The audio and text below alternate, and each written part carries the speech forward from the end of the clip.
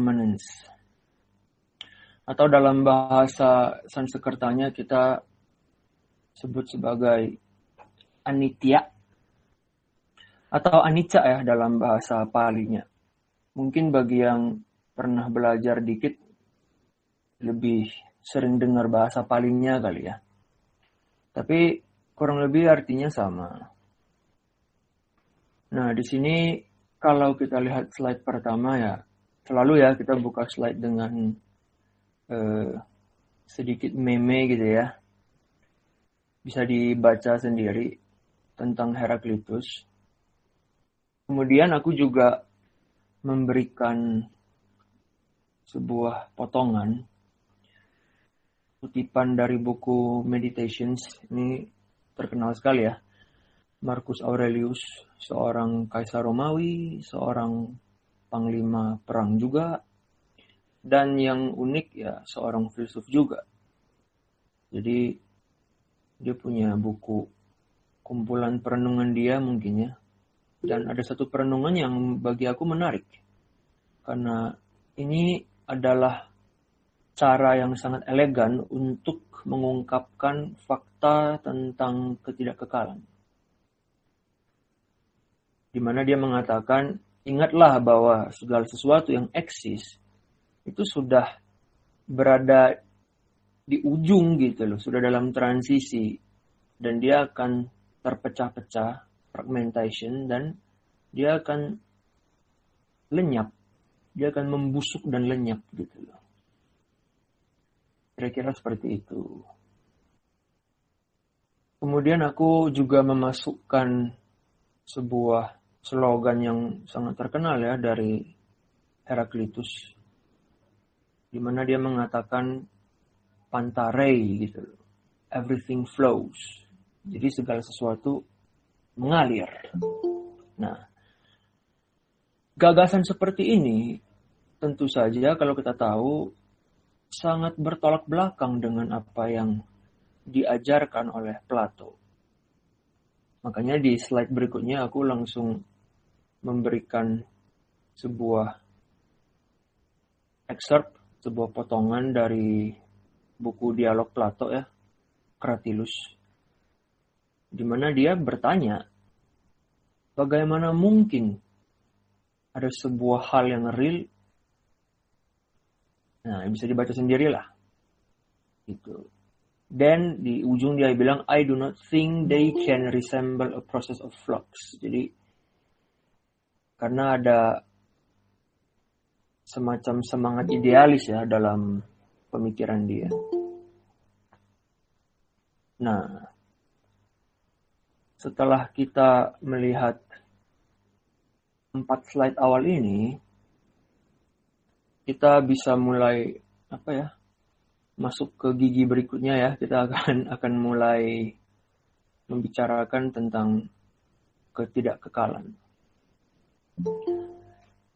Filsafat India dari Bhagavad Gita misalnya, Upanishad dan juga Buddhisme itu berargumen, ini spektrumnya berbeda tapi kurang lebih mereka berargumen bahwa semua fenomena di dunia itu pada dasarnya tidak kekal atau sifatnya fana, sementara, temporary. Nah, dalam hal ini ada 2 dimensi untuk memaknai ketidakkekalan. Terutama dalam teori metafisika Buddhis, ada 2 dimensi. Yang pertama, dimensi yang kasar, the coarse dimension. Yang kedua adalah dimensi yang subtil, atau the subtle dimension. Dalam dimensi yang pertama, ketidakkekalan bisa kita pahami sebagai perubahan dari segala sesuatu di sepanjang ruang dan waktu. Nah, ini kita bisa pahami ya dengan gampang.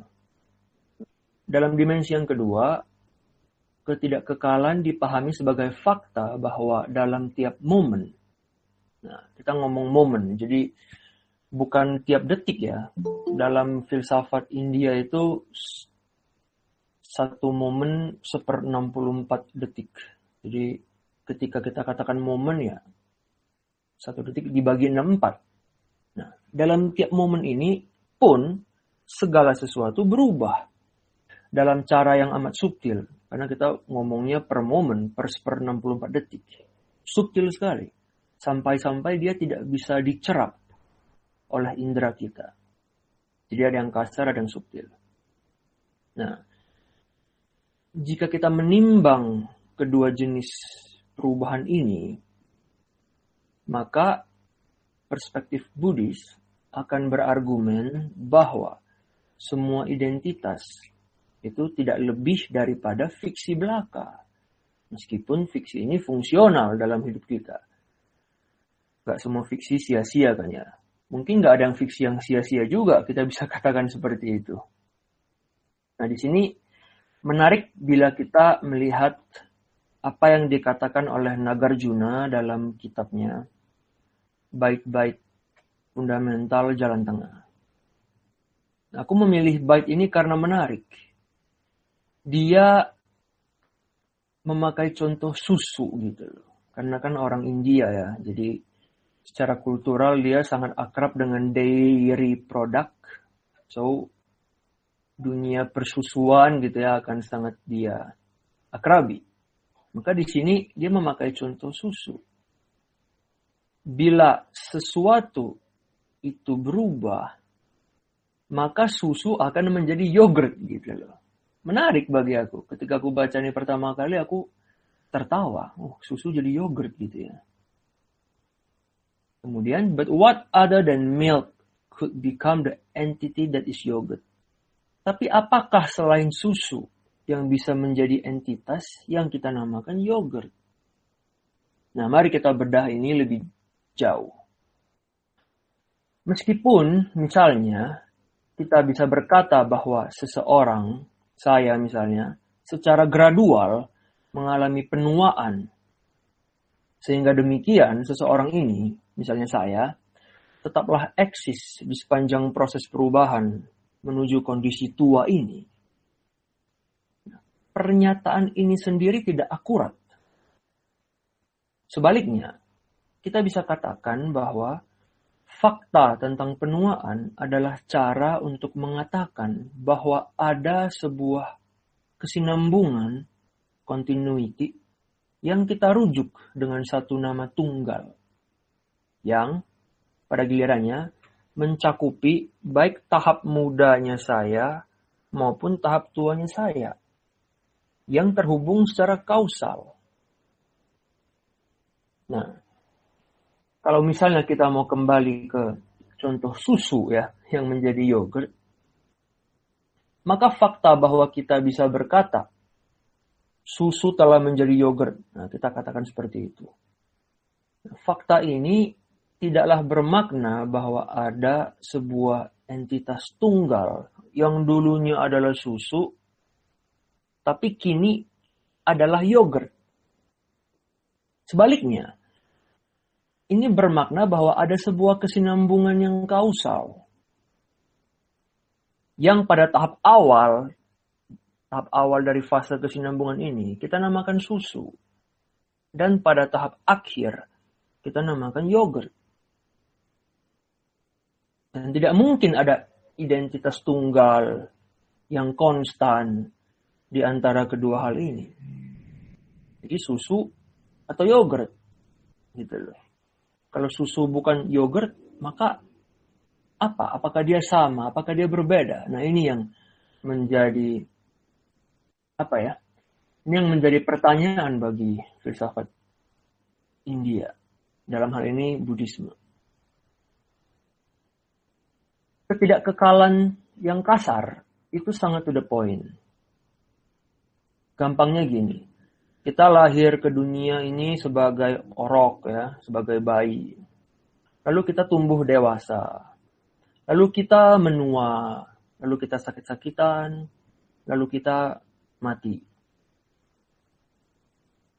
Untuk mengambil contoh yang lebih makro, semesta. Semesta berevolusi dari, kalau teori Big Bang berarti ya dari Big Bang, ledakan besar. Dan kemudian dia akan menyusut, dia akan lenyap, dia akan oke. Mungkin Big Bang lagi ya, kita nggak tahu berapa miliar tahun dari sekarang. Nah, dalam konteks ini, jika kita menyangkal ketidakkekalan dari segala sesuatu, maka tampaknya sangkalan itu akan menjadi hal yang tidak masuk akal. Kita paham, oh ya, perubahannya pasti terjadi gitu loh. Segala sesuatu berubah. Tapi sebagai tambahan, Buddhisme berargumen bahwa di dalam ketidakkekalan yang kasar, itu juga ada ketidakkekalan yang lebih subtil, yang tidak tercerap oleh indera, tapi bisa kita nalarkan. Jadi dari perspektif empirik nggak terlihat, tapi dengan penalaran kita bisa memahaminya. Perubahan kasar yang telah kita contohkan barusan itu adalah sebuah proses yang sinambung. Ini berarti bahwa meskipun kita mungkin tidak menyadarinya, perubahan yang subtil itu terus terjadi dalam setiap momen. Penuaan kita adalah proses perubahan yang sinambung. Setiap detik yang berlalu adalah satu detik menuju penuaan dan satu detik menuju kematian. Ini tidak hanya dalam pengertian filosofis ya, tapi juga dalam pengertian yang material. Karena toh kita tahu sel-sel tubuh kita terus mati dan terus beregenerasi kan, terus digantikan oleh sel-sel yang baru. Jadi bukan filosofis belaka ini juga material. Nah, hal ini bermakna bahwa dalam setiap momen, setiap hal yang kita kenali sebagai entitas tunggal itu memiliki aspek yang tidak dimilikinya pada momen sebelumnya. Dan yang juga takkan lagi dimilikinya pada momen berikutnya. Gitu loh. Dia tidak ada apa yang dia dulu ada di masa lalu dan dia belum punya apa yang dia akan punya di masa depan. Jadi dia hanya akan eksis dalam the present moment. Semenit dari sekarang ya present moment semenit itu sekarang gitu loh. Itu sudah beda dari semenit yang lalu. Batin saya, pikiran saya semenit dari sekarang akan berbeda dari saat ini atau dari semenit yang lampau. Dalam konteks ini saya bukan orang yang sama 1 menit dari sekarang. Meskipun dalam perspektif empirik ya saya masih orang yang sama gitu loh. Saya masih orang yang sama dalam pengertian saya masihlah menjalankan peran sebagai narasumber dengan busana yang sama, dengan raut muka yang sama, dengan cara tutur yang sama gitu. Untuk lebih jelasnya kita bisa melihat di slide berikutnya. Ini cukup panjang ya, tapi menarik sekali. Ada satu kitab namanya Pertanyaan-Pertanyaan Raja Milinda. Raja Milinda ini konon dari kerajaan Bactria. Kerajaan Indo-Greco Kingdom gitulah di masa lampau. Di sekitaran daerah Asia Tengah mungkin. Nah, kita bisa baca kutipannya. Jadi ceritanya ini si raja seneng debat, penasaran sama ilmu pengetahuan, sama filosofi. Dan dia suka mengundang para pemikir untuk berdebat di istana dia. So, pada suatu hari, seorang biksu bernama Nagasena datang dan ngobrol lah mereka, kira-kira seperti itu ya. Nah, kita bisa baca pelan-pelan ya. Rajanya berkata duluan nih. Dia yang lahir, Nagasena. Oh, Nagasena gitu ya. Apakah dia adalah orang yang sama? Atau orang yang berbeda? Dijawab sama Nagasena. Tidak sama, tidak juga berbeda. Nah, ini kan bikin kita bingung. Oke, rajanya fine. Gak sama, gak beda. Coba berikan ilustrasi. Kan gitu. Oke, saya beri kamu ilustrasi, Raja. Sekarang gini. Kamu dulu bayi, ya. You were once a baby, a tender thing. Kamu sesuatu yang lembut gitu. Ukuranmu kecil, kamu berbaring di punggungmu. Nah, Kamu yang dulu itu sama nggak dengan kamu yang sekarang udah dewasa? Oh enggak, anak kecil itu ya dia, saya ya saya. Nah, Nagasena bilang, kalau kamu bukan si anak kecil itu, maka konsekuensi logisnya adalah kamu tidak akan punya ayah maupun ibu. Dan kamu tidak juga akan punya guru. Kamu gak akan bisa diajarkan apapun. Diajarkan pembelajaran, diajarkan perilaku, diajarkan kebijaksanaan. Gak bisa. Karena kamu orang yang berbeda gitu. Terus dia tanya lagi, apakah ibu dari embrio di tahap pertama beda dengan yang di tahap kedua, ketiga, keempat? Oke, kata rajanya, enggak lah. Tapi apa pendapat kamu? Gitu. Ya, kata Nagasena ya aku akan bilang kalau aku orang yang sama. Sekarang aku dewasa. Dulu pas aku kecil. Karena semua kondisi ini, semua keadaan ini, itu tercakup dalam satu. Dalam tubuhku yang satu ini. Tubuhku berubah tapi ya tetap tubuhku. Sekarang si Nagasena agak ngeles gitu kan ya. Oke, kasihlah aku contoh, kata si raja. Andaikan, oh raja,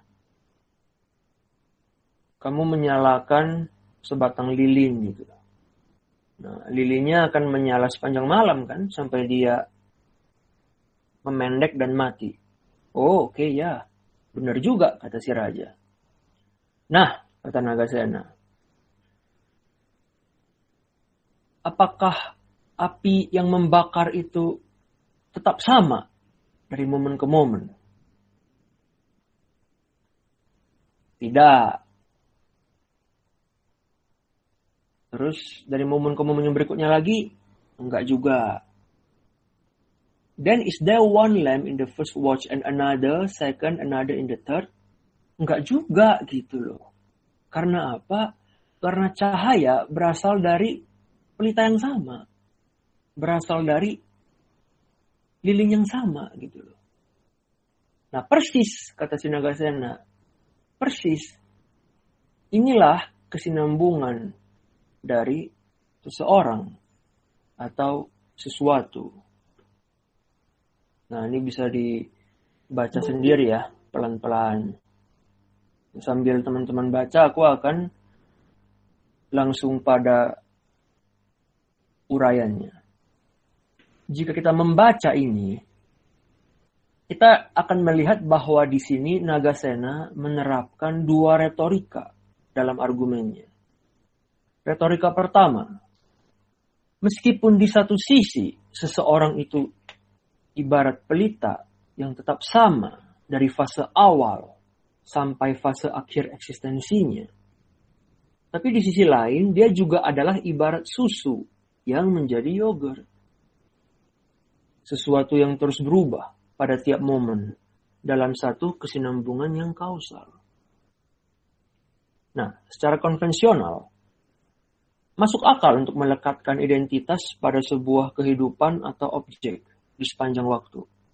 Karena kalau tidak, mustahil akan ada konsep seperti parent, orang tua, konsep seperti children, anak, dan seterusnya. Tapi kemudian, ketika kita analisis, tampak jelaslah bahwa tidak ada apapun yang bisa bertahan selama lebih dari satu momen. Bahkan api lilin itu pun bukan api yang sama. Api dia sejam dari sekarang bukan api dia yang sama pada momen dia sekarang. Kan gitu. Itu retorika pertama dia. Yang kedua, retorika Nagasena ini adalah penyangkalan bahwa kita bisa melakukan sebuah penyimpulan yang pasti tentang diri. Karena bagi Nagasena tidak ada yang namanya diri gitu loh.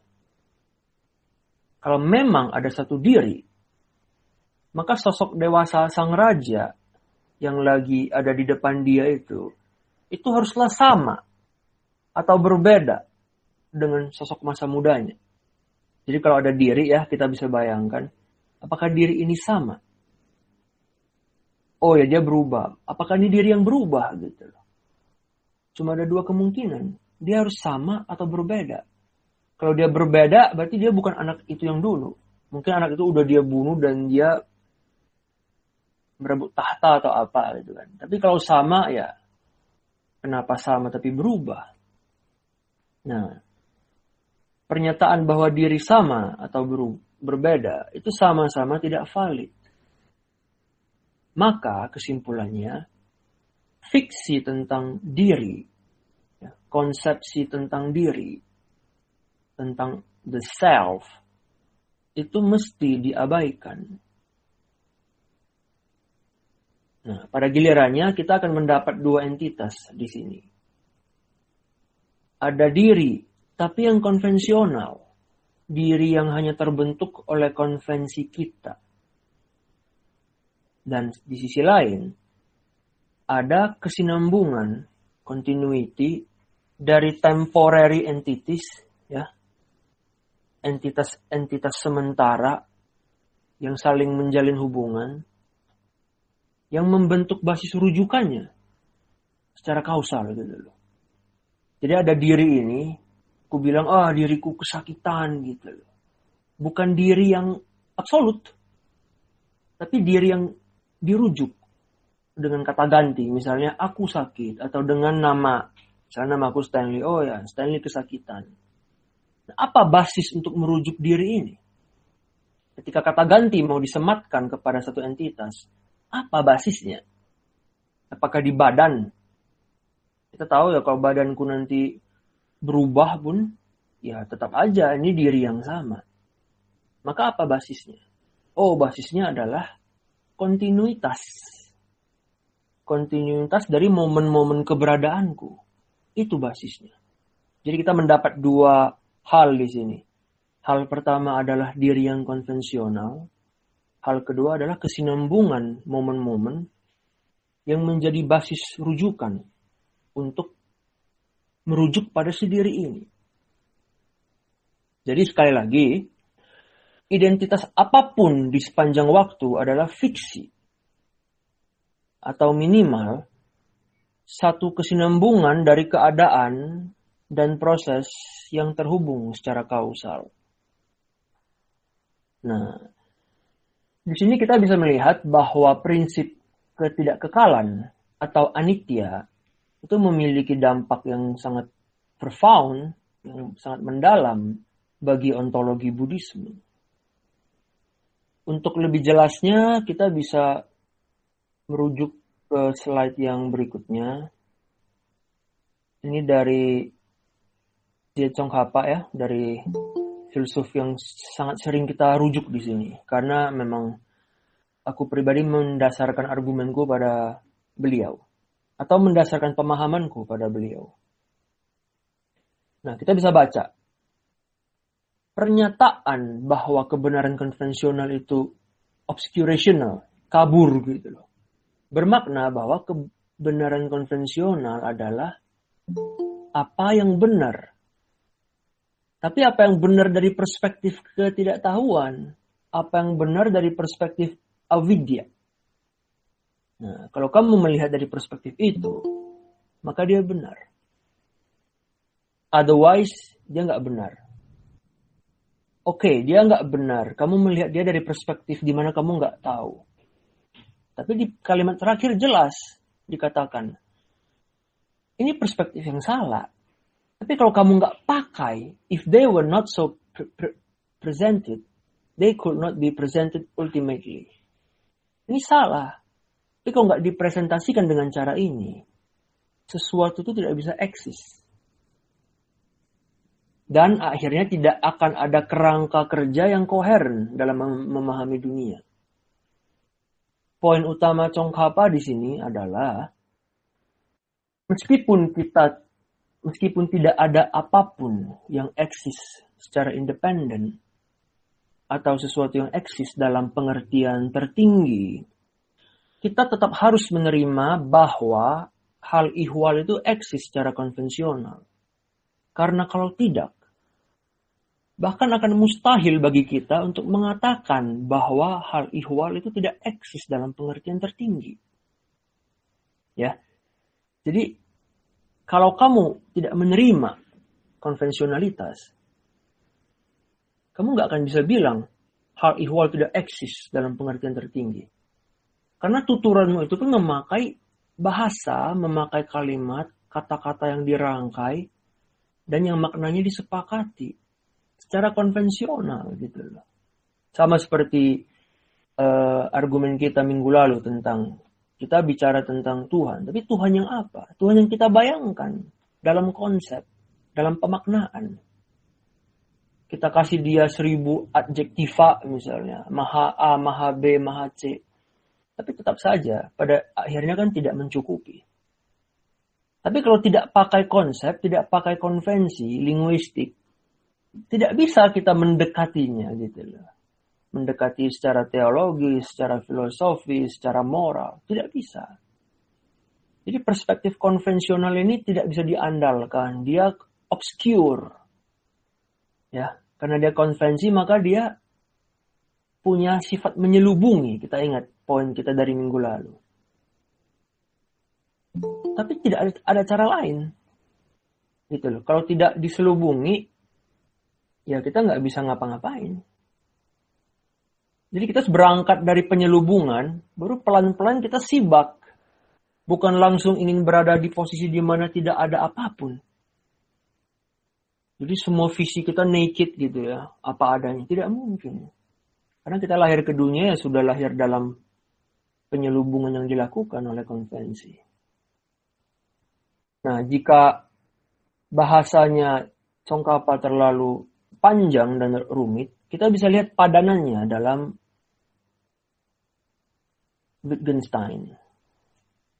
Nah, di kitab Uncertainty tentang kepastian, Wittgenstein mengatakan, konvensi epistemik kita, ya gitu doang, konvensi aja gitu loh. Meskipun demikian, konvensi yang gitu aja itu mendasari praktik-praktik pembenaran dan kritis kita. Kalau konvensi-konvensi ini tidak bisa melakukan itu, maka tidak akan ada yang bisa. Nah, ngomong konvensi kita bisa cerita satu hal ya. Kita banyak kutip Wittgenstein belakangan dan ada satu cerita yang menarik tentang beliau ini.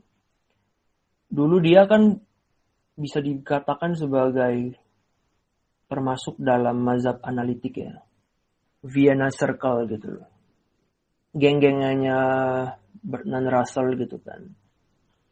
Nah, konon pada suatu hari ketika dia sedang, ini sebelum dia nulis philosophical investigation ya, sebelum dia tobat dan menghina karya dia sendiri, yang Tractatus itu. Nah, sebelum dia nulis itu, dia diskusi lah dengan seorang ekonom dari Italia yang bernama Piero Sraffa. Nah, Sraffa ini sendiri ekonomi yang bagus gitu kan. Dia kalau nggak salah gurunya Amartya Sen. Nah, entah mereka debat apa, debatnya panas gitu kan. Nah, pada suatu momen, ini konon ceritanya ya, Sraffa itu gini nih, menggesek-gesekkan tangannya ke dagu. Nah, Sraffa ini orang Napoli apa mana, tapi kita kebayang ya orang Italia ya kayak gini-gini gitu loh. Nah, terus dia tanya si Wittgenstein, lu tahu nggak gue lagi ngapain gitu loh. Pertanyaan itu akhirnya menjadi semacam wahyu bagi Wittgenstein. Gue lagi ngapain gini loh. Ya orang Italia ya, kalau kita sering nonton bola gitu ya, Liga Italia gitu kan, itu kan sangat teatrikal itu. Para pemainnya banyak memakai tangan dan segala macam gitu kan. Jadi sangat dramatis. Nah, Wittgenstein nggak tahu karena dia orang Austria. Dia nggak paham. Dia hanya bisa melihat apa yang dia lihat. Oh ya, kamu hanya you are just brushing your chin gitu kan. Tapi apa maknanya? Nah, hanya orang Italia yang paham gitu loh. Nah, dari situ Wittgenstein sadar, oh, tidak ada kebenaran universal gitu loh. Tidak ada kebenaran universal seperti yang dulu saya yakini ketika saya menulis Tractatus. Maka tobat dia, akhirnya dia beralih ke filsafat bahasa kan ya. filsafat sehari-hari gitu loh. Dan dia tulislah risalah-risalah dia yang berikutnya itu. Kurang lebih seperti itu. So, kita sudah membandingkan antara Tsongkhapa dan Wittgenstein. Konvensi tidak benar secara ultimate, tapi dibutuhkan, gitu loh. Ibaratnya kita pakai apa yang ada di dunia ini. Perangkat kita, yang kita namakan konvensi, itu bukan yang terbaik. Tapi dia satu-satunya yang ada. Mau gimana dong, kan seperti itu ya. Nah, kalau kita mau kembali ke analoginya Nagasena yang barusan, maka kita bisa bilang bahwa nyala api pada pelita, sekali lagi, adalah sebuah kesinambungan yang kausal. Pada dasarnya, tidak ada api gitu loh. Api itu cuma kita yang kasih nama, itu api, itu panas gitu, itu bercahaya. Itu konvensi kan. Tapi basically gitu kan, ultimately speaking, tidak ada yang namanya api. Yang ada apa dong? Yang ada adalah rangkaian dari variabel-variabel ya, faktor-faktor, hal ihwal yang terhubung secara kausal.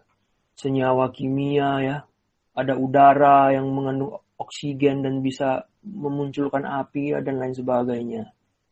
Nah, rangkaian hal-hal yang terhubung secara kausal inilah yang berfungsi sebagai basis rujukan bagi apa yang secara konvensional kita namakan api. Nah, api itu sendiri apa gitu loh. Yang nggak ada gitu. Nggak ada. Air itu apa? H2 dengan O gitu kan ya. Apakah ada air? Air sebagai air? Yang nggak ada. Kalau ada H2, ada O, ya itu air. Kalau tambah lagi senyawanya, bisa dari air jadi peroksida misalnya kan. Beda lagi gitu loh. Kan lu cuma hanya menambahkan satu variabel kecil dalam senyawa kimiawi. Tapi apa yang awalnya bisa diminum akhirnya beracun. Berbahaya bagi tubuh. Jadi kalau kita pretelin ya, hal ihwal itu menarik. Karena tampak sekali tidak ada. Dia tidak punya nature. Dia hanya apa yang kita sepakati bersama.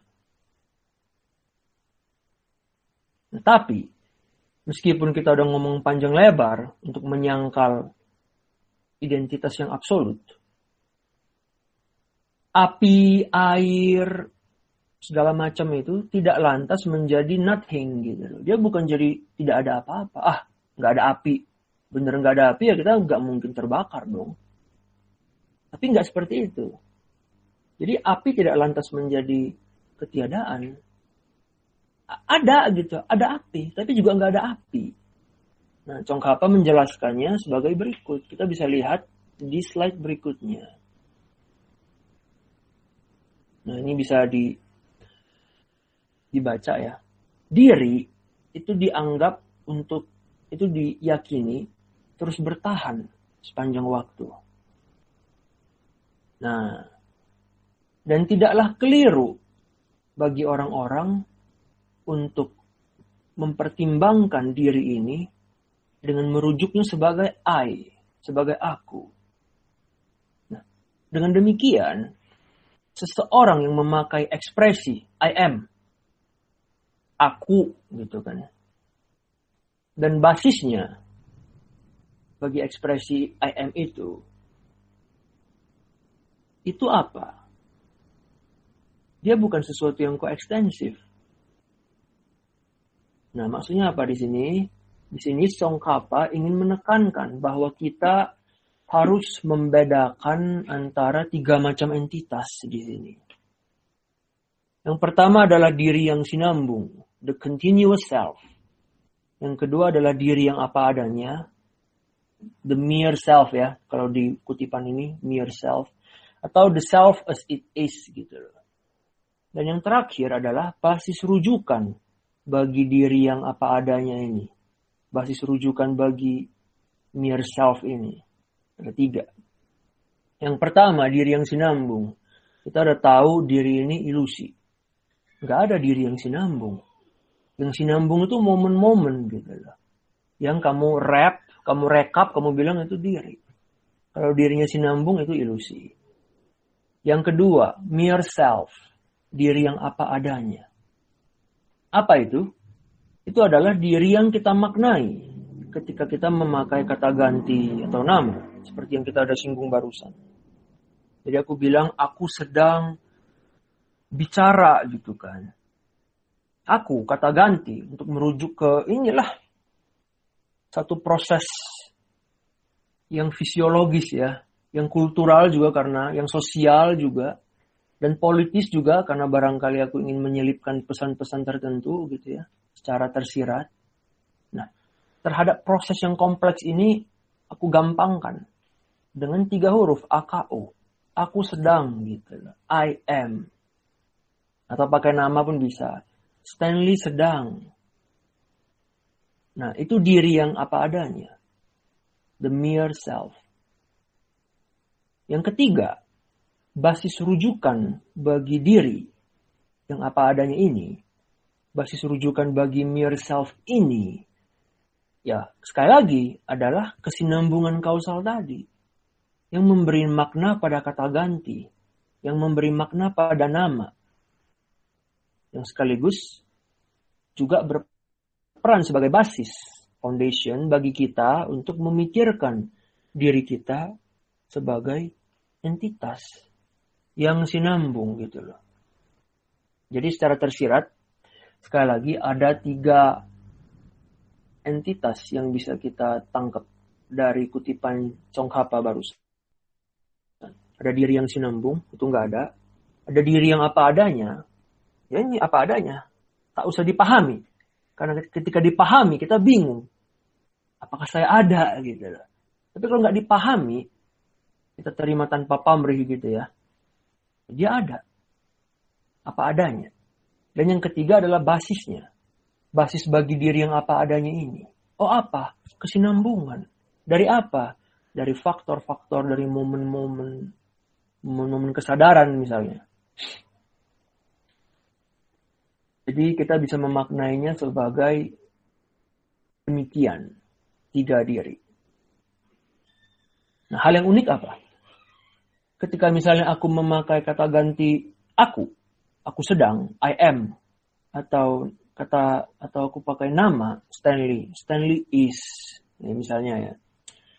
Dalam kasus ini aku tidak sedang merujuk pada sebuah kesinambungan dari proses kausal yang merentang tanpa ujung gitu loh. Enggak. Sebaliknya, apa yang sedang aku rujuk adalah diri yang apa adanya ini. Dalam pemaknaannya pada momen saat ini. Dan hanya pada momen saat ini. Jadi ada paradoks sebenarnya. Ketika kita mengatakan aku sedang, atau kita mengatakan I am, kita hanya mengatakannya selalu dalam konteks dan pemaknaan momen saat ini. I am jelas, am kan ya. To be-nya kan present tense. Tapi katakanlah kita bilang I was gitu loh. Tetap saja kita melihat was itu, konteks pastanya, dalam konteks kita saat ini. Maka dibilang retrospeksi gitu loh. Retro kan ya, kita kembali ke masa lalu gitu loh. Ketika kita menyelam ke dalam diri, kita bilang introspeksi. Kita menyelam ke dalam. Nah, apapun cerita atau kita memfisikan sesuatu di masa depan.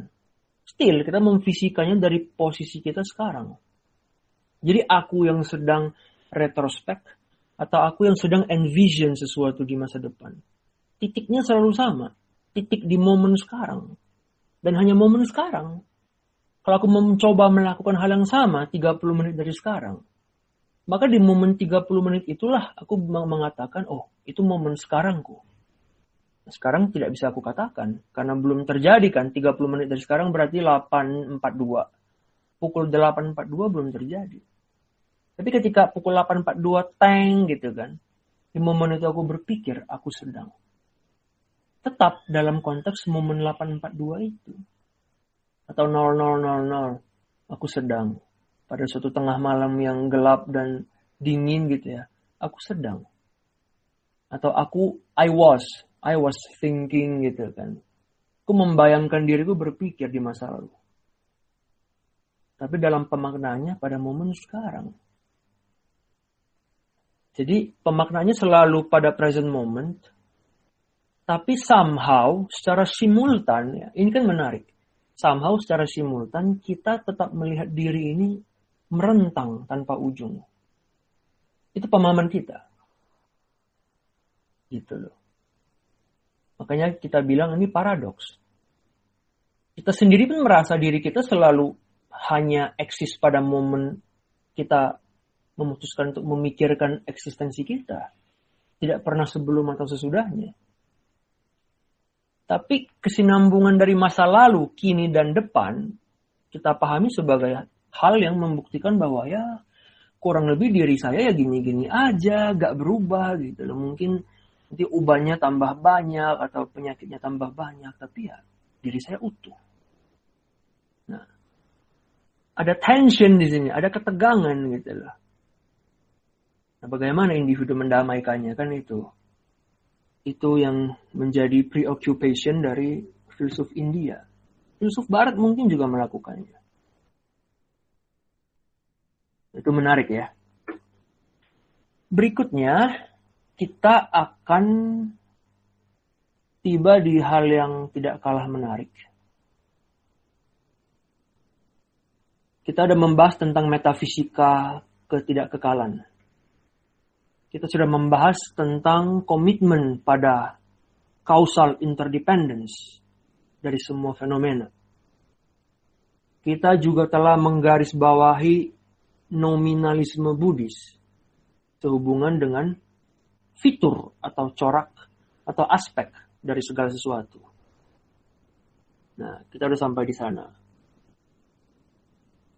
Kalau kita mau ulang lagi, kita bisa menyimpulkan bahwa filsuf Buddhis menganggap the universal, yang universal sebagai proyeksi konseptual belaka. Kurang lebih kan seperti itu ya, kalau kita mau menyimpulkan. Nah, klaim ini kan klaim yang sangat,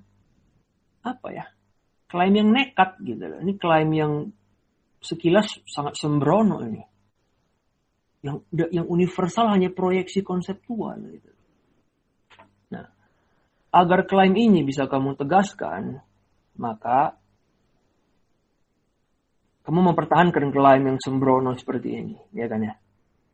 Tentu saja ini menuntut adanya teori alternatif tentang predikat, tentang makna kata, tentang konsep, tentang inference, penyimpulan.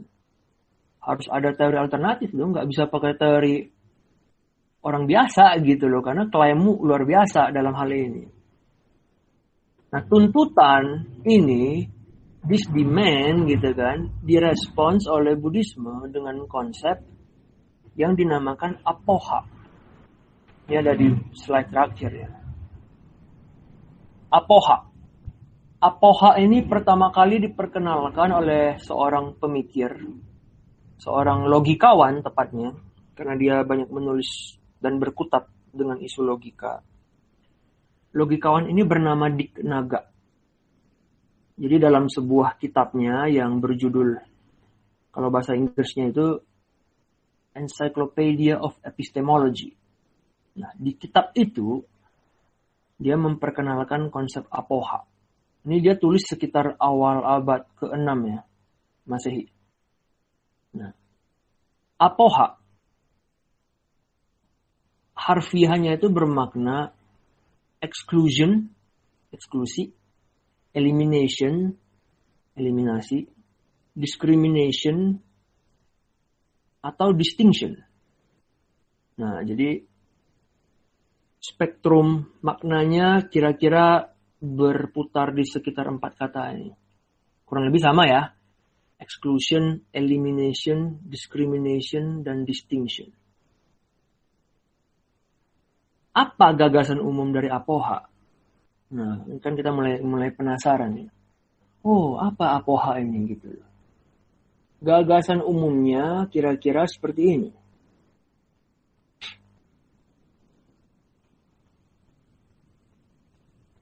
Misalnya ketika aku berkata gini nih. Blackie adalah seekor anjing. Ya. Ketika aku berkata bahwa Blackie adalah seekor anjing, tampaknya, kelihatannya, aku sedang berkata bahwa sesosok Blackie tertentu itu sedang berpartisipasi atau sedang terlibat, engaging gitu ya, dalam sebuah, ini agak lucu nih, dalam sebuah universal darkness. Apa ya? Kalau ditranslate agak lucu ya. Dalam sebuah keanjingan universal gitu. Nah, imbuhan kean itu menjadi obsesi orang India. Terutama penutur Sanskerta. Jadi ketika mereka melihat sesuatu ya, mereka langsung ingin masuk ke universalnya. Jadi aku ulangi ya. Ketika aku berkata, Blackie is a dog, gitu ya. Blackie seekor anjing. Seolah-olah aku berkata bahwa sesosok Blackie tertentu sedang masuk, sedang terlibat, sedang menjadi anggota dari sebuah keanjingan. Anjing dikasih kean gitu ya. Keanjingan yang universal. Nah, di dalam keanjingan universal ini, ya tidak hanya ada si Blackie dong. Ada katakanlah Rocky, Husky, apalah gitu ya. Nama anjing kan banyak. Dan seterusnya. Blackie tidak permanen. Sifat Blackie ini lokal. Ya, hanya ada satu Blackie di dunia ini gitu kan ya. Sementara di sisi lain, kita bisa mengasumsikan bahwa keanjingan itu sendiri permanen. Dan sifatnya non-lokal. Non-lokal berarti dia universal gitu loh. Tidak partikular dia, tapi universal. Itu asumsi awal kita. Dan pemikir India sebelum Dignaga juga mengasumsikan demikian. Karena memang sifat khas bahasa Sanskerta adalah melihat sesuatu itu dalam kaitannya dengan universalitas dia. Makanya kalau ada sapi lewat, wah, ada kesapian yang lewat gitu. Mereka akan ngomong seperti itu. Bagi mereka itu biasa aja. Bagi kita agak lucu. Nah, kean inilah, universalitas inilah yang disangkal oleh Apoha. Bagi Buddhism, ini kekeliruan. Karena tidak ada yang namanya keanjingan gitu loh. Semesta anjing ya di dalam sebuah himpunan di mana semua anjing itu belong to, yang kita namanya keanjingan, itu tidak ada. Menurut teori Apoha, pertama-tama gini nih ceritanya. Langkah pertama adalah menerima premis bahwa Blackie bukan non-anjing. Jadi Blackie adalah apapun yang bukan non-anjing. Kan gitu. Kita bisa membedakan antara anjing dan non-anjing melalui mekanisme kognitif tertentu. Nah, apa yang dilakukan mekanisme ini? Yang dia lakukan adalah membedakan, distinguish antara satu hal dengan hal lainnya. Caranya seperti apa? Dengan eliminasi, dengan melakukan apoha terhadap apapun yang tidak sama dengan contoh yang sedang kita persoalkan. Jadi kalau ada Blackie, maka rusa ya bukan Blackie. Rusa yang non-Blackie, non-anjing. Kita eliminasi gitu loh. Apa yang ada di Blackie dan tidak ada di rusa. Apa yang ada di anjing dan tidak ada di kucing. Jadi apapun yang bukan anjing ya non-anjing gitu. Singkat kata, menurut pandangan ini, makna dari kata anjing atau dog atau asu gitu ya, itu bergantung pada kapasitasnya untuk melakukan pembedaan. Kita ulangi, makna dari kata anjing itu depend on its capacity to distinguish Gitu doang. Dengan kata lain, untuk memiliki sebuah konsep dalam diri kita, dalam benak kita, misalnya konsep tentang anjing, itu adalah sama halnya dengan memiliki kemampuan dalam membuat pembedaan. To make a distinction. To possess a concept is to have the ability to distinguish. Kira-kira seperti itu. Dalam kasus anjing-anjing di seluruh dunia, all the dogs in the world gitu ya, unite gitu ya misalnya. Nah, mereka tidak memiliki properti yang inherent dalam masing-masing mereka. Itu menurut Apoha. Anjing-anjing di seluruh dunia tidak memiliki fitur atau properti atau corak atau ciri khas yang inherent atau intrinsik dalam masing-masing mereka. Tapi sebaliknya adalah kapasitas dalam diri kita, ya. Kapasitas dalam diri kita lah yang memungkinkan kita untuk membuat klasifikasi dan menggolong-golongkan antara anjing dan non-anjing gitu. Nanti kita lihat di ujung mungkin akan lebih jelas. Jadi anjing-anjing tidak dikatakan anjing karena mereka anjing gitu loh. Tapi sebaliknya, kita punya capacity, kemampuan dalam diri kita.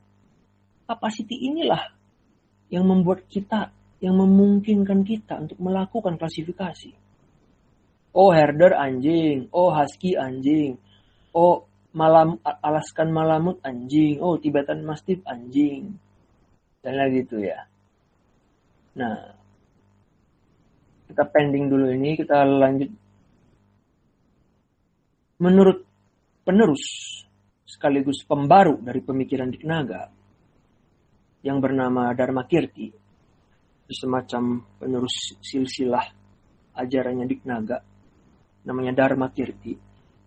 Dia bilang gini, meskipun dalam persepsi kita segera immediately berhadapan dengan yang partikular. Yang partikular ini memunculkan representasi dalam benak kita. Maksudnya apa? Kamu pikir ketika kamu lihat anjing, oh itu kan anjing. Kamu pikir to the point, direct. Ya. Hubungan kamu dengan dia itu direct. Kamu pikir seperti itu, tapi Dharmakirti membantah.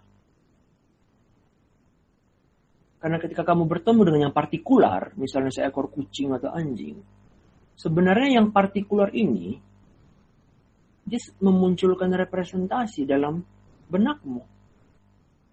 So ketika aku menganggap misalnya diriku melihat Blackie, sebenarnya diriku tidak melihat Blackie. Apa yang terjadi adalah sebuah representasi dari si Blackie, ya, sebuah perwakilan dari si Blackie muncul dalam benakku sebagai jembatan, sebagai medium, sebagai perantara antara persepsi indraku dengan objek yang sedang aku persepsikan. Nah, representasi ini dia bersifat umum. Karena dia dengan mudah bisa mewakili si Rocky lah, si Husky lah, dan lain sebagainya. Asumsikan kalau Blackie, Rocky, dan Husky ini sama-sama herder misalnya ya. Gampang. Oh ya, ini herder. Cocok representasinya. Tapi kalau kamu lihat lebih jelas, oh ya dia nggak punya kalung. Berarti bukan herder saya misalnya. Atau oh telinganya agak cobel nih. Oh bukan herder saya misalnya. Tapi secara umum dia bersifat umum. Nah, yang tidak bisa dilakukan oleh representasi ini adalah ya, dia nggak bisa mewakili apapun yang non-anjing. So, menurut pandangan ini, sekali lagi, ini hanya lebih detail aja ya. Dia beranggapan bahwa makna dari kata anjing atau kucing atau kura-kura misalnya, atau mamalia gitu kan ya, itu ditentukan oleh kemampuan untuk membuat pembedaan yang relevan antara apa yang kita namakan anjing dan apa yang non-anjing. Dalam konteks ini, Menguasai sebuah konsep bermakna bahwa kita dapat memunculkan sebuah representasi yang tepat ketika berkontak dengan sesuatu yang partikular, dengan sesuatu yang spesifik. Nah, ini sama dengan yang dikatakan Dick Naga, tapi dia menambahkan satu klausa tambahan, yaitu representasi. So, untuk memiliki konsep dan untuk menguasai sebuah konsep, itu bermakna bahwa kamu dapat memunculkan sebuah representasi yang tepat. Jangan yang keliru ya kan, yang tepat. Ketika kamu berkontak dengan sesuatu yang partikular. Misalnya kamu sedang berkontak, kamu sedang melihat seekor kucing. Muncullah representasi kucing dalam pikiranmu. Maka kamu akan mengafirmasi, oh ya ini kucing gitu loh. Karena sesuai dengan representasi yang muncul dalam benak saya. Ada pemikir lain di abad berikutnya, namanya Ratnakirti. Menurut dia, apoha itu melibatkan satu, representation. Satu lagi, distinction. Jadi apoha itu cuma ngomong dua hal. Nah, ini dia ingin meneruskan argumennya. Apoha melibatkan representation and distinction. Dia berargumen bahwa apoha itu menyediakan sebuah analisis atas konsep dan makna dengan cara sebagai berikut. Jadi dia bilang sebuah konsep itu adalah sebuah pasangan. A concept is a pair. Terdiri dari pasangan apa gitu lah. Terdiri dari apa? Dari representasi dan kapasitas untuk membedakan antara apa yang mirip dan tidak mirip dengan sesuatu hal. Nah, dalam pandangan ini, kita bisa katakan bahwa untuk memiliki konsep anjing dalam benakmu, itu adalah untuk memiliki representasi yang purwarupa, prototipikal gitu ya. Sekaligus kemampuan untuk menarik pembedaan yang relevan. Jadi ada representasi, tapi Ratnakirti tambahkan satu klausul lagi. Representasi ini memungkinkan kamu untuk membuat distinction yang relevan. Kurang lebih sama lah ya. Makna dari kata anjing dengan demikian terletak pada kegunaannya, pada fungsinya dalam menarik pembedaan ini. Nah, kita bayangkan, kok bertele-tele ya? Gitu kan ya. Masa tidak ada keanjingan yang universal sih? Kan seperti itu. Ya. Masa nggak ada gitu lah. Kita ngomong kemanusiaan gitu kan ya. Masa nggak ada humanity? Ada humanity, ada dognity gitu ya. Kok catnity misalnya? Kok nggak ada gitu loh. Nah, bayangkanlah seperti ini. Bayangkan budak-budak yang dulu dibawa dari Afrika gitu ya. Bayangkan Hernan Cortés, bayangkan Francisco Pizarro, bayangkan Adolf Hitler misalnya, contoh yang paling mutakhir ya. Bayangkan bagaimana Hitler misalnya melihat orang Yahudi. Kalau memang ada kemanusiaan yang universal, ya. Kalau memang dalam tiap-tiap manusia di muka bumi ada satu properti yang inherent, yang tidak mungkin disalahpahami, maka tidak mungkin ada minimal 6 juta orang ya mati di gas chamber gitu. Gak mungkin. Kamu tidak bisa mengeksekusi perintah dengan cara yang sangat rasional, dengan kepala yang sangat dingin. Kalau kamu lihat yang kamu lagi tembakkan gas itu manusia gitu loh. Kamu hanya bisa melakukannya ketika otakmu melakukan manuver-manuver tertentu. Kalau kita tahu kan ya di ilmuwan-ilmuwan Nazi bahkan melakukan pembenaran saintifik, bukan pembenaran filosofis belaka, saintifik.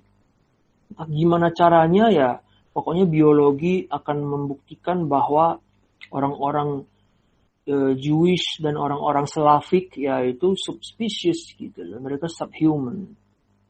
Jadi ya dibunuh 1000 sejuta nggak terlalu gimana-gimana. Contoh kecil ini ya, pembantaian yang terjadi dari masa ke masa ini bisa dibilang membuktikan bahwa nggak ada kemanusiaan yang universal. Kalau dia universal, maka dia kekal. Gitu. Kalau dia kekal, dia nggak mungkin berubah. Tapi kadang ketika kita bantai orang, kita nggak lihat dia sebagai manusia. Kita copot sesuatu yang kita rasa harus dicopot dari diri dia. Misalnya dia secara keimanan berbeda dengan kita, ya kita copot.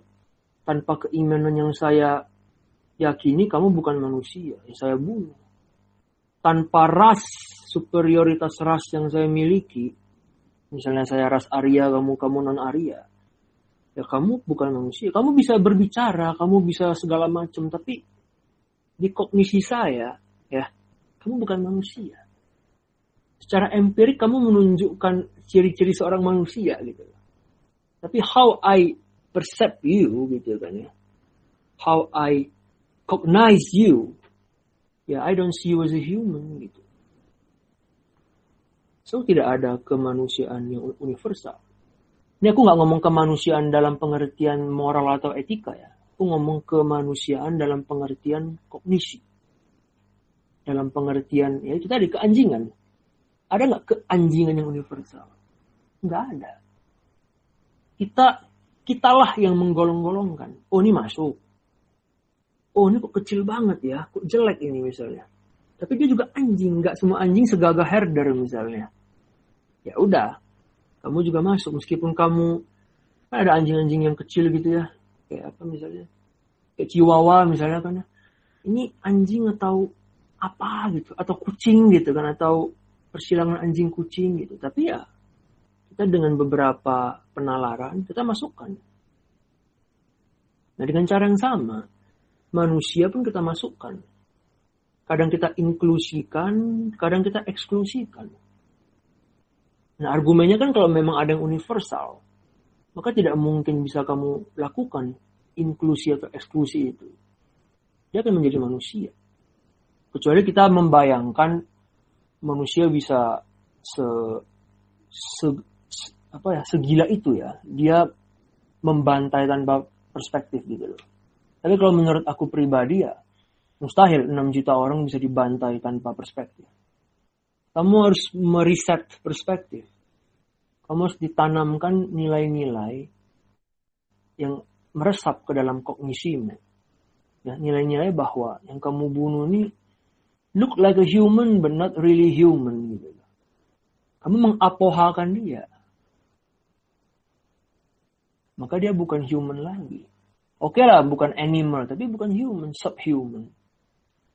Kamu bisa institusi perbudakan gitu ya, di orang-orang Indian di Amerika Latin, orang-orang kulit hitam di Amerika, bahkan sampai tahun 60-an kan masih marak sekali itu. Kenapa Ku Klux Klan bisa muncul, KKK ya, yang diabadikan oleh lagunya The Ramones gitu ya, KKK took my baby away. Kok bisa gitu loh, dibakar, di lynching gitu. Wah, gak masuk akal gitu. Tapi masuk akal melalui konsep apoha, jadi masuk akal. Jadi masuk akal. Kamu melihat itu manusia. Si pelaku, si torturer tidak melihat itu sebagai manusia.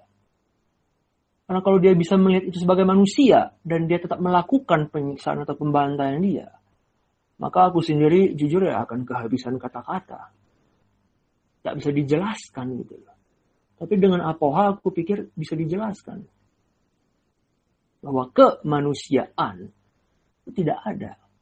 Itu mana suka saja, konvensi gitu loh. konvensi. Jadi sebelum tahun 45 ya orang Yahudi di Jerman misalnya bukan manusia. Mereka hanya kargo gitu lah. Kargo yang dikirim ke Treblinka, dikirim ke Auschwitz misalnya. Hanya kargo untuk sesuatu yang expendable gitu lah. Buang kayak buang sampah gitu kan ya. Kasarnya gitu loh. Buang gitu loh. Gak masuk akal. Tapi masuk akal gitu loh. Ketika kognisi bisa di-set ya, semuanya masuk akal. Jadi kita susah payah membahas teori apoha. Alasannya ya alasan metafisik sebenarnya. Kita kembali lagi ke isu yang kita bahas. Alasannya metafisik. Komitmen Buddhis pada interdependence, pada impermanence, itu mensyaratkan adanya nominalisme. Nominalism sehubungan dengan yang universal. Nah, nominalisme ini menuntut adanya semacam manuver dalam semantika, dalam teori kognisi. Semacam tarian tenggo atau samba gitu loh. Untuk berkelit melewati predikat, pemaknaan, segala macam. Nah, apoha adalah manuver ini. Kurang lebih seperti itu. Apa konsekuensi dari teori apoha? Konsekuensinya kira-kira seperti ini. Ketimbang kita merujuk pada keanjingan universal untuk menjelaskan kebenaran dari kalimat Blackie is a dog, Buddhisme meminta kita untuk merujuk, kamu jangan lihat itu sebagai keanjingan, gitu loh. Sebaliknya, cobalah kamu rujuk pada kemampuanmu sendiri dalam mengenali kesamaan, dalam menarik perbedaan, dan dalam membuat klasifikasi atas yang partikular-partikular itu. Dalam konteks cara kamu merespon mereka, dan apa tujuanmu? Apa kepentinganmu ketika kamu mengenali kesamaan? Apa tujuanmu ketika kamu menarik perbedaan? Ketika kamu membuat klasifikasi itu? Nah, di situ sebenarnya. Bukan di sesuatu intrinsic atau inherent value. Dan secara psikologis, ini melibatkan sebuah prosedur di mana kita menjalin kontak dengan realitas yang dimediasi oleh representasi. Kalau dia universal, ya dia akan bisa langsung dipahami. Ya kan ya? Tapi karena dia tidak universal, maka perlu representasi. Kalau kamu bisa dengan tepat mengidentifikasi semua anjing di dunia sebagai anjing, itu tidak berarti bahwa ada keanjingan universal. Tapi itu berarti bahwa representasimu memang dengan tepat mengidentifikasi semua anjing di seluruh dunia sebagai anjing gitu loh. Dan semua kucing sebagai non-anjing. Semua pohon beringin sebagai non-anjing gitu. Nah itu loh. Jadi sekali lagi, kamu bisa identify semua anjing di dunia dengan tepat. Itu tidak otomatis menyimpulkan ada sebuah keanjingan. Sehingga kamu dengan begitu leluasanya mengidentify mereka semua correctly. Enggak. Kalau menurut Buddhisme, ada representasi. Dan representasi kamu, ya, yang kamu pakai itu, yang memang dengan tepat mengenali semuanya. Itu kan kemampuan bernalar kamu aja gitu. So, apoha ini membalik. Fokus pada yang universal. Dibalik. Menjadi fokus pada yang partikular. Nah, yang partikular ini kalau bisa banyak ya, 1001 spesies anjing di dunia. Ya sudah, sama-sama anjing gitu loh. 1000 partikularitas yang sama-sama kita labeli anjing. Bukan keanjingan universal. Kira-kira seperti itu. So, bisa kita katakan bahwa perspektif Buddhis mengaitkan kesimpulan terkait apoha ini dengan gagasan tentang, again ya, kesinambungan kausal. Atau dengan kata lain, perspektif Buddhis mengaitkan antara nominalisme, nomina agaknya nama gitu loh. Mengaitkan antara nominalisme dengan metafisika ketidakkekalan. Karena causal continuity adalah impermanence kan ya. Agar fenomena-fenomena yang sementara, temporary phenomenon, dalam sebuah succession, ya, agar fenomena ini bisa kita katakan identik, kita labeli A, B, C gitu. Nah, agar ini terjadi, agar ini mungkin, maka fenomena-fenomena dalam rangkaian ini, dalam succession ini, harus disatukan oleh sebuah universal yang apa ya, yang longitudinal gitu loh sifatnya. Tapi menurut Buddhism, penyatuan ini hanya berlangsung dalam ranah bahasa, dalam ranah konvensi, nggak lebih dari itu. Apakah dia punya jati diri, apakah dia punya identitas gitu loh, apakah dia punya hakikat tertentu, dia punya inti saripati tertentu. Nggak ada. Ini hanya agar dunia sehari-hari ini, ya, kehidupan sehari-hari, bearable gitu loh. Bisa kamu tanggung.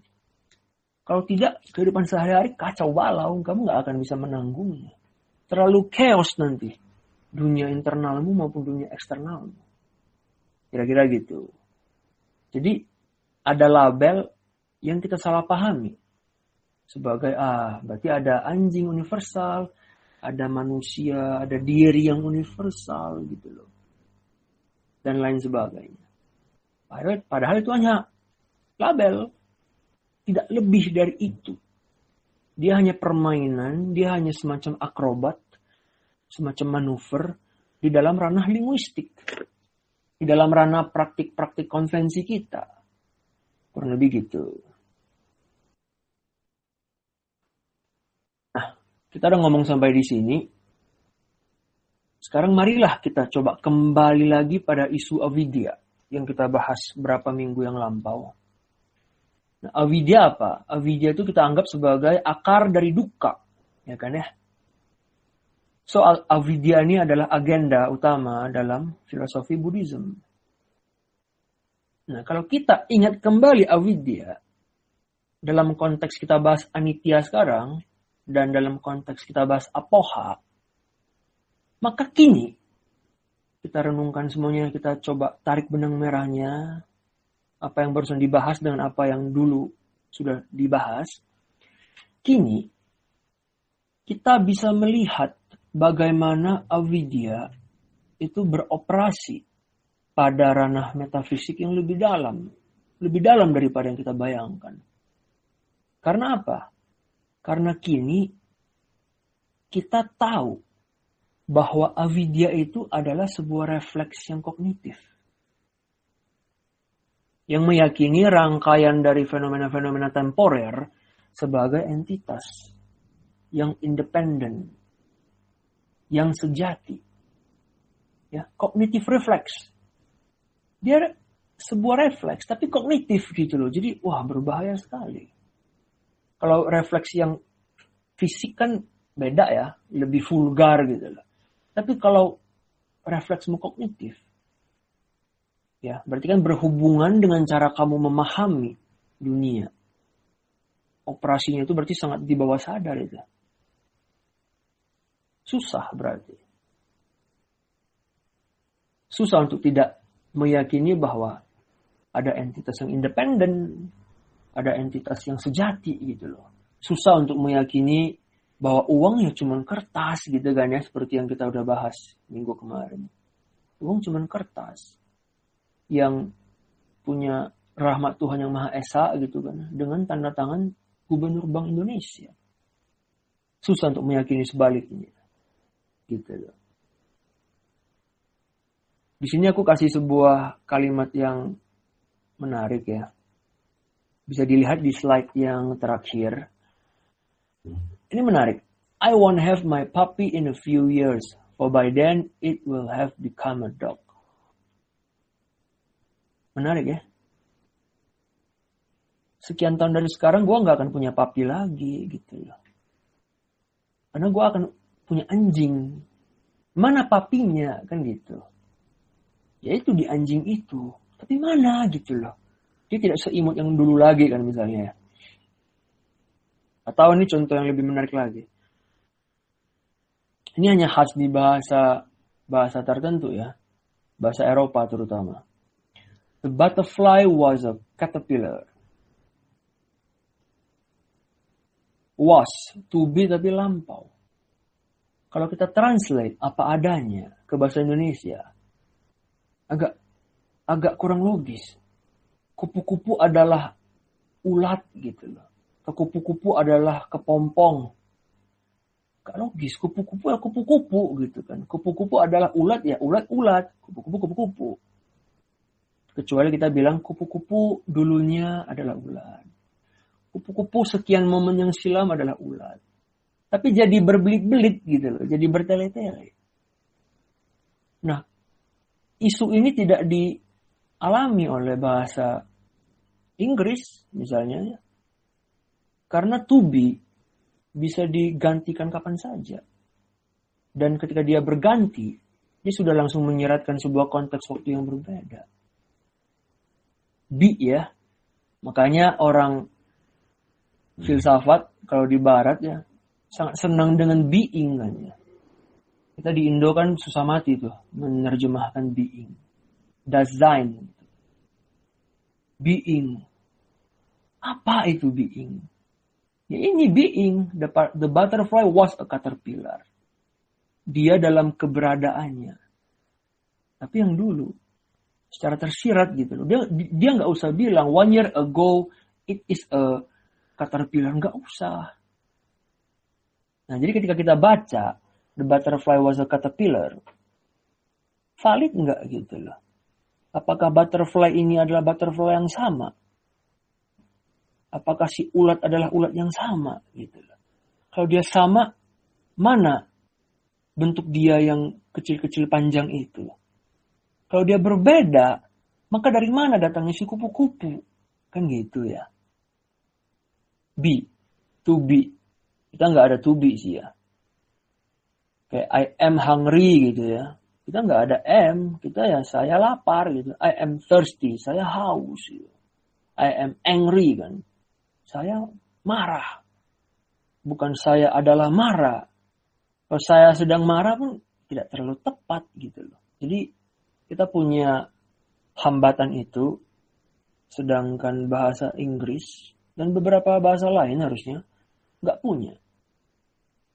Dan untuk memahami fenomena secara filosofis, harusnya jadi lebih gampang gitu loh.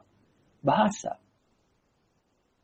Nah, Sanskerta sendiri kan begitu kompleks. Gramatikanya itu salah satu yang paling susah di dunia. Ketika lu punya kesapian, keanjingan, kekucingan ya, itu kan secara gamblang telah menunjukkan bahwa gramatika kamu nggak main-main gitu loh. Tapi karena gramatika dia kompleks, dia secara alamiah punya lebih banyak perspektif, punya lebih banyak angle untuk menegaskan beberapa isu-isu filosofis. Sama seperti ini kan ya, butterfly was a caterpillar. Bahkan nggak ada keterangan di sini. Hanya ada subjek dan objek gitu loh. Ini kalimat yang simpel sekali.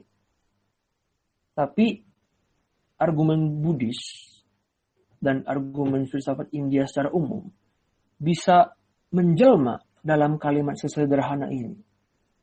Was. Dia dulunya adalah. Dia dalam keberadaannya yang dulu.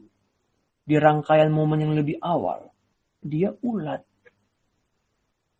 Dia adalah ulat, tapi adalahnya itu kita kasih tanda kurung gitu loh, kita kasih tanda petik. Dia adalah ulat, tapi dia juga kupu-kupu. So dia sama, tapi nggak sama. Berarti bukan keduanya. Maka dia adalah apa? Maka keduanya ya cuma label. In the end keduanya cuma label gitu loh. Si butterfly-nya label, untuk merujuk pada fase lanjutan, si caterpillar adalah label untuk merujuk pada fase yang lebih awal dalam sebuah rangkaian yang sinambung itu. Kurang lebih seperti itu. Nah, untuk menutup sesi kita malam ini, kita bisa mengatakan bahwa kata yang tepat untuk menangkap relasi antara bagian, part, dan keseluruhan atau whole, itu bukan identitas. Kata yang tepat adalah konstitusi. Dan ketika kita menganalisisnya lebih jauh, kita bisa melihat bahwa relasi antara yang mengkonstitusi, that which constitutes, gitu kan ya, dengan that which is constituted, dengan yang dikonstitusi. Nah, relasi ini tidaklah terjalin karena adanya fitur atau corak atau aspek internal tertentu, melainkan eksis karena konvensi kognitif, konvensi linguistik, konvensi sosial, konvensi kultural, konvensi politik, konvensi behavioral kita. Dari perspektif Buddhis, dengan demikian, konstitusi merupakan konstruksi atas realitas konvensional, sekaligus satu-satunya rute bagi kita untuk memahami entitas. Kalau memang ada yang namanya entitas ya, asumsikan ada ya, untuk memahaminya harus pakai konstitusi. Gitu loh. Bagaimana totalitas terhubung dengan bagian-bagiannya. Nah, kalau kita memakai identitas, bukan salah, tapi agak kurang akurat. Gitu. Tapi kalau konstitusi kan enak tuh. Bentukan ya kan ya. Konstitusi kan bentukan. To constitute, untuk membentuk, untuk menyusun. Jadi realitas itu susunan. Entitas itu adalah susunan. Dia komposit. Dia majemuk gitu loh. Nah. Dan dia, sekali lagi, dialah satu-satunya rute bagi kita dalam memahami dunia ini. Menurut Buddhisme. Jadi kurang lebih demikian untuk sesi kita tentang ketidakkekalan. Nah, bagi yang ingin bertanya atau berkomentar bisa langsung tulis di kolom chat ya, kalau berkenan. Atau kalau mau bicara juga ya silakan gitu. Tapi kalau yang tidak mau bicara ya bisa ditulis aja. Nah, sekarang kita akan masuk ke sesi tanya jawab dan ada beberapa hal, beberapa isu yang sudah kita bahas di sini ya. Kita akan lihat satu persatu. Apakah kunci utama untuk memahami ketidakkekalan di dalam diri? Bagaimana cara melakukan pengamatan tentang? Kunci utamanya tentu saja adalah dengan ada dua cara gitu. Kamu bisa melihat secara empirik bahwa al-ihwal atau segala sesuatu itu berubah. Nah, kalau segala sesuatu berubah, gawaimu yang dulu bagus jadi rusak, sepatu Vansmu yang dulu bagus sekarang sobek. Berarti kamu juga sama. Apa yang membuat kamu jadi pengecualian di dunia yang berhakikat perubahan ini? Gitu. Apakah kamu Tuhan gitu ya misalnya kan? Kalau kamu tidak merasa demikian ya berarti kamu juga harusnya tunduk pada hukum perubahan. Nah, soal pengamatannya yang bisa melalui empirik atau bagi yang subtil sekali sehingga dia tidak tercerap oleh indera kita bisa memakai penalaran. Penalaran seperti dialog yang dilakukan antara Raja Milinda dan Nagasena. Api, apa itu api? Api tersusun dari apa? Air, apa itu air? Air dan peroksida, bedanya tipis sekali gitu loh. Hanya beda satu unsur kimiawi. Ya. Tapi ya itu, ketika dia jadi air kok air ya utuh gitu loh. Peroksida, utuh sekali. Nah, kita bisa menalarkan seperti itu dan merenungkannya. Kurang lebih sih seperti itu. Yang berikutnya,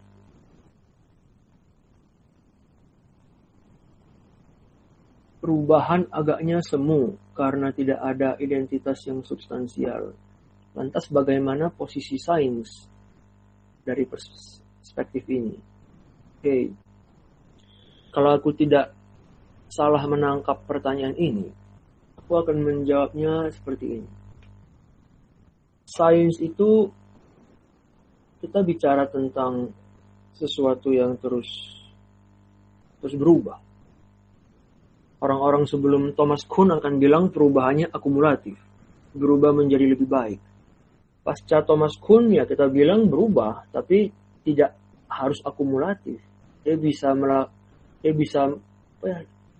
melakukan disrupsi atau mengalami rupture gitu kan ya, patahan epistemik gitu kan ya menurut Foucault, dan dia bisa akan berpaling ke hal yang lain. Tapi intinya aku rasa sains itu corak utamanya ya dia berubah. Maka apa yang diyakini oleh Newton dalam fisika mekanik ya akan dilihat sebagai tidak akurat dalam fisika yang Einstein gitu kan ya. Bukan berarti Newton salah. Cuman ketika kamu pakai relativity gitu ya, mekanikanya Newtonian kan jadi agak meleset gitu. Tidak seperti yang kita bayangkan. Dia tidak jadi kebenaran yang mutlak lagi gitu. Dan ya harusnya sains fisika misalnya akan terus melakukan modifikasi. Dulu ada proton, neutron, elektron. Nanti 50 tahun lagi ternyata bisa dipecah lagi. Nanti akan dipecah lagi entah menjadi apalah bla bla bla ton apa gitu kan ya. Kita nggak tahu. Ya mungkin perangkat kita yang sekarang belum cukup canggih untuk memecah dia jadi lebih kecil lagi. Tapi bukan berarti tidak ada gitu. So, kalau tentang sains sih, aku pikir ya tidak ada kontradiksi ya harusnya gitu. Karena dia akan berubah. Tidak menjadi salah, tapi dia berubah. Dimodifikasi misalnya, menjadi lebih benar. Jadi yang awalnya benar jadi lebih benar lagi karena ada penambahan perspektif, ada penambahan formula tertentu misalnya. Dan bagaimana pula konsepsi kausal dalam sains dimengerti? Apakah tidak ada sains yang realis, semuanya konvensional? Kalau menurut ini ada dua kubu kan ya. Apakah semuanya konvensional? Kalau saya pribadi menjawab, semuanya konvensional. Kalau ini sekali lagi kalau aku nggak salah menangkap pertanyaannya ya, aku bayangkan pertanyaannya akan berada dalam analogi sebagai berikut. Kayak ranting jatuh di tengah hutan belantara dan nggak ada yang mendengar gitu. Apakah dia jatuh? Mungkin kira-kira seperti itu kan ya. Apakah dia jatuh apa enggak ya? Karena Buddhism, terutama karena Buddhism cukup pragmatis. Ya karena dia nggak jatuh.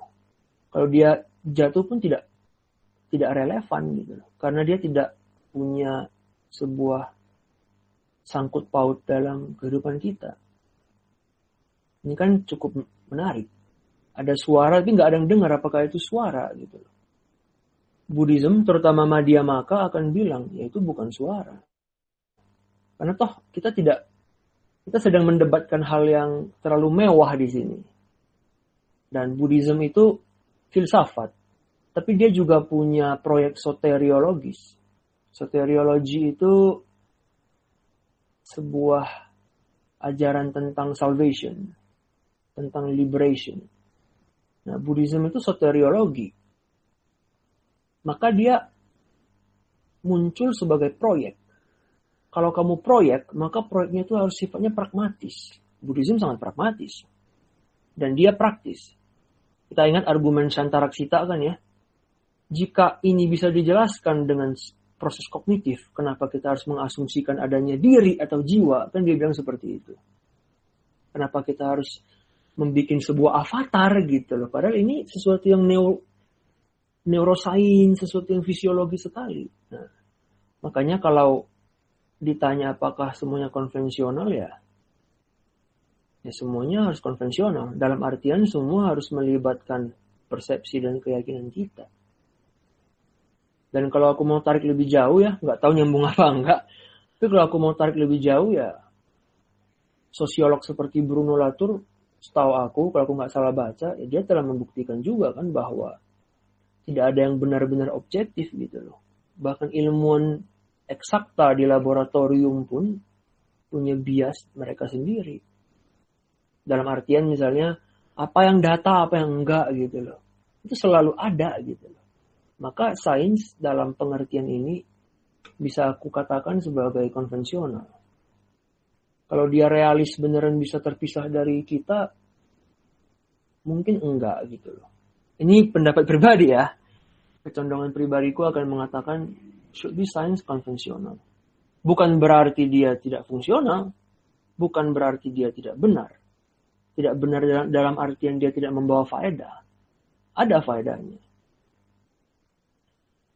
Semoga ini ya bisa menjawab ya. Kemudian, apakah apoha ini sama seperti yang kita pahami dengan dekonstruksi dalam filsafat Barat? Nah, aku nggak akan mengklaim telah khatam baca of grammatology ya, tapi kalau dari pembacaan yang sangat sekilas, aku bisa bilang ya cukup sama. Kita bongkar agar yang esensial itu hilang gitu. Nah, kita nggak tahu apa proyek utamanya para filsuf seperti Derrida, apa tujuannya, gitu. Kepentingan dia apa. Aku nggak terlalu paham interest dia apa, tapi kalau Buddhism jelas. Apa yang esensial, apa yang substansial, itu harus dibongkar, di-deconstruct. Agar apa? Agar ilusi bisa disibak gitu loh. Karena esensialitas itu mensyaratkan adanya sebuah ilusi. Ilusi yang sangat berbahaya. Kalau dia nggak bahaya kan ya nggak apa-apa kan. Misalnya ilusi seorang pesulap gitu loh. Dia mau menggergaji asistennya yang jelita gitu kan. Jerit. Udah terbelah dua, masih bisa gerak-gerak. Kepalanya gerak, kakinya di ujung sana gerak-gerak. Harmless gitu. Tapi ilusi yang ingin diserang oleh Buddhisme itu ilusi yang berbahaya. Karena itu ilusi yang membuat kita menderita di dunia ini. Dan karena dia ilusi, bukan ilusi malah, delusi. Karena dia delusi, itu lebih parah dari ilusi ya. Karena dia delusi, kita most of the time kita nggak tahu kita sedang berada dalam self-deception. Kita nggak tahu bahwa kita sedang menjalani sebuah jalan yang bakal bikin kita menderita gitu. Ilusi tentang tentang cinta misalnya, orang yang patah hati terus loncat dari lantai 10. Nah, itu contoh yang ekstrim. But nonetheless itu sebuah contoh. Ada ilusi gitu loh. Cinta yang kekal, yang abadi. Padahal ya kalau bagi yang paham kan tidak kekal. Kita rejuvenate. Ya kan ya. Kita revive. Kita maintain. Kita pelihara dia dari momen ke momen. Kita terus upgrade dia. Kita terus perbarui dia.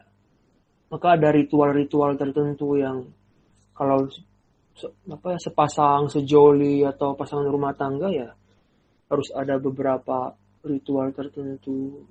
Atau minimal maintain kontak tertentu. Harus selalu saling timbal balik kan. Karena dia nggak kekal. Kalau nggak diperbarui ya dia lenyap gitu loh.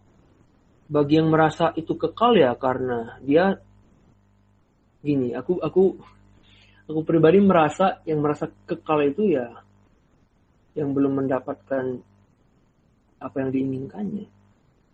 So cinta di benak dia masih dalam tahap fantasi gitu lah. Fantasi kan seperti itu cara kerjanya ya. Makin jauh kan makin nikmat. Makin tak tergapai somehow makin nikmat gitu. Kalau udah tergapai ayo gitu-gitu aja gitu loh. Kamu fantasize apalah sama Miss Universe gitu kan. Itu beneran sama dia udah 3 tahun 4 tahun. Masa gak bosen? Gak mungkin gitu loh. By nature kita merasa bosan. Bukan karena kita seorang begundal, tapi ya memang by nature tidak ada yang kekal. Maka ketika kita berkomitmen, sebenarnya yang bikin itu sakral, ya apa?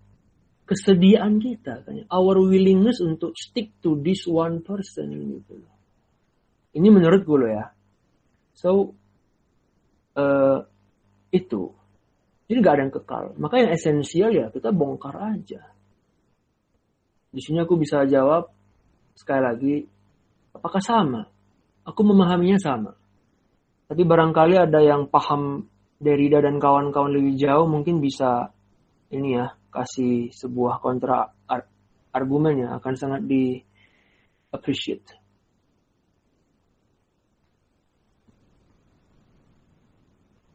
Apakah aspek ultimate reality pada akhirnya ada atau tidak ada?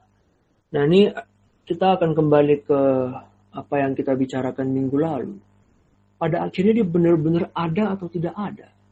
Nah, frasa ada atau tidak ada, ini kan juga konvensi. So, apakah dia ada?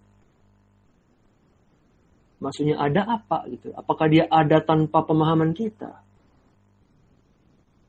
Ya kalau itu maksudnya ya tidak relevan jadinya. Jadi kita di sini ingin melampaui konsep.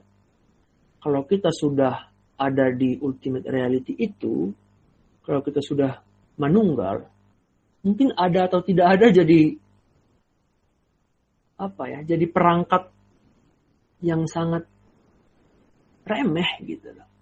Ada tidak ada. Jadi apa ya? Jadi dikotomi yang sangat tidak necessary gitu loh. So apakah dia ada? Ya aku akan menjawab secara singkat, dia ada secara konvensi. Dia ada dalam kesaling bergantungan. Dia ada karena kita bayangkan. Kita bayangkan dia ada, kita bayangkan dia sebagai tujuan. Dan kita ingin menuju ke sana. Dan syukur-syukur kita beneran sampai ke sana. Nah habis sampai ke sana ya, mungkin kita nggak butuh bahasa lagi kan ya. Jadi selama kita masih memakai bahasa untuk mengatakan ada versus gak ada ya, selama itu pula kita bisa bilang dia ada tapi dalam kesaling bergantungan. Kemudian dijelaskan bahwa semua konsepsi.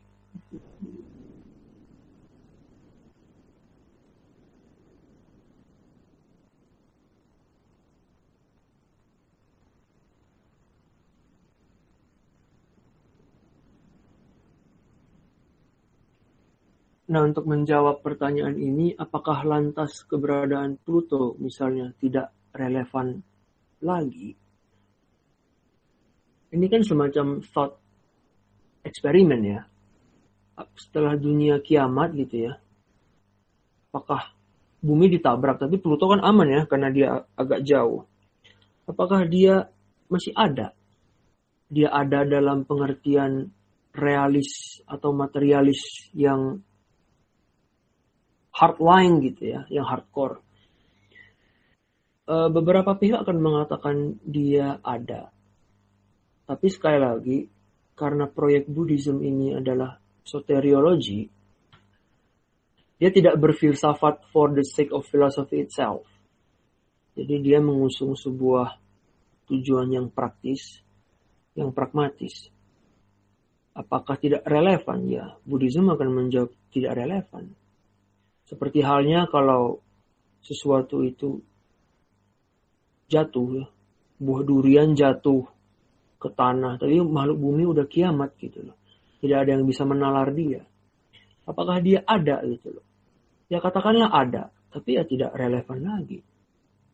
Karena apa yang ada dan tidak ada itu kita hanya butuh untuk membahasnya ketika itu relevan bagi kita, bagi proyek pribadi kita, bagi tujuan yang ingin kita capai, bagi kepentingan yang ingin kita wujudkan.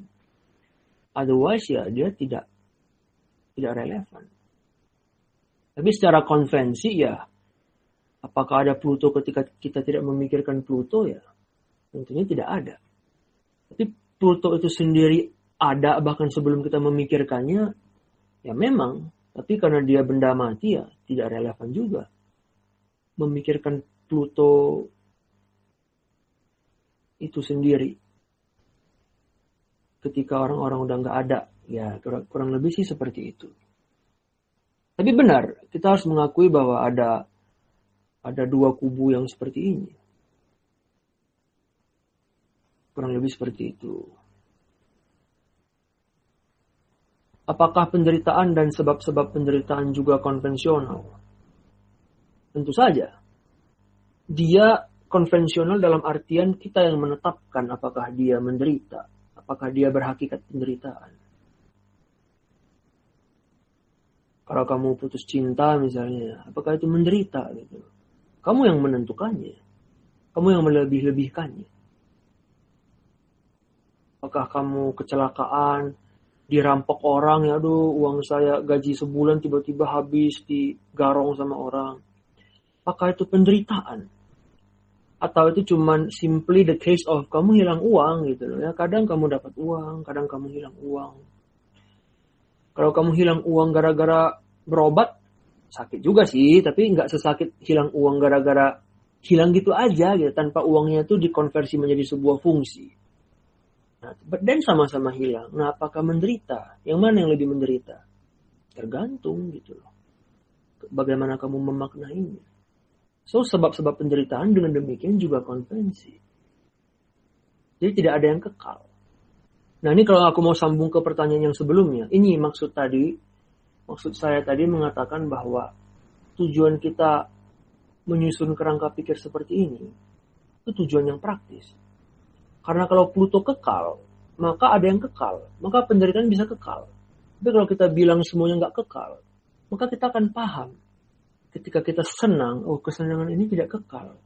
Karena dia tidak kekal, saya tidak perlu melekat pada dia. Saya tidak perlu attach too much of myself ya kepada dia gitu. Saya misalnya punya pacar gitu ya, jadi obsesif, jadi posesif. Ada sebuah kekekalan kan ya yang kita bayangkan gitu loh. Tidak baik. Kalau senang kita malah melekat, nggak ingin berpisah. Tiba saatnya berpisah, aduh sakitnya bukan main. Di sisi yang lain, kalau menderita, aduh sakitnya bukan main juga, sama gitu loh. Sakit karena sakit itu sendiri. Kalau senang yang jadi sakit kan sakit karena perubahan.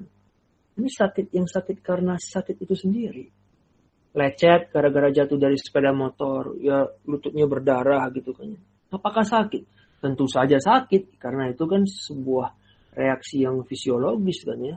Kamu ada saraf di lututmu, terus kulitmu tergesek sesuatu ya, sarafnya akan mengirim sebuah sinyal ke otak kan. Otak akan mengirimkan sebuah sensasi yang kita namakan rasa sakit. Tapi ya udah gitu loh. Rasa sakit ya tentu saja tidak menyenangkan, tapi apakah itu adalah duka? Apakah itu penderitaan? Apakah kamu menderita karena sakitmu? Nah, di sini Buddhis ingin membedakan antara sakit, antara pain dan suffering. Kalian punya to suffer pain gitu loh. I'm suffering pain. Seolah-olah pain itu pasti suffering. Tapi di sini Buddhisme ingin mengatakan mungkin kalimat yang lebih tepat adalah to experience pain. Untuk mengalaminya. Sakit pengalaman. Kalau to suffer pain seolah-olah itu udah penderitaan dalam dirinya sendiri. Nah itu mungkin puitis untuk ditulis dalam novel atau puisi. Tapi kalau kita beneran pikir itu benar ya. To suffer pain. Pain pasti suffering. Kita hanya menambah garam dalam luka, menabur garam pada luka yang sudah menganga itu. Dan apa gunanya gitu. Jadi Buddhism itu seperti itu. Filsafat India secara umumnya seperti itu. Karena filosofi itu way of life. Filosofi itu adalah cara hidup. Jadi kita tidak mendiskusikan filosofi karena kita ingin menghabiskan leisure time kita di kedai kopi gitu. Enggak. Filosofi itu harus menjadi kayak orang-orang stoik gitu loh. Ini way of life. Jadi dia harus praktis. Dia nggak boleh hanya ada di tataran metafisika gitu, di tataran yang abstrak gitu kan ya. Sebagai hobi kaum borjuasi gitu kan, wah mendebatkan apa ada dan tiada. Enggak. Kalau menurut filsafat India, menurut orang-orang India, habis didebatkan mau ngapain gitu loh. Ini penting nggak buat well-being kita? Penting nggak buat memahami being kita di dunia ini?